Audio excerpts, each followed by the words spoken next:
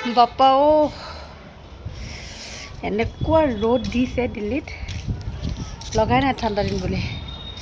মানে কাপোৰ ইমানেই আজি এগালমান ধুলোঁ আৰু ৰ'দ একদম যে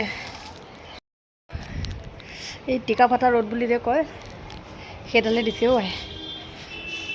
এয়া ষ্টাৰ্টিং হে আৰু আছে, এইটো ডেমো হে, পিকচাৰ আছে বাকী এতিয়া। আৰু এই বতাহো ইমান দিছে নহয়।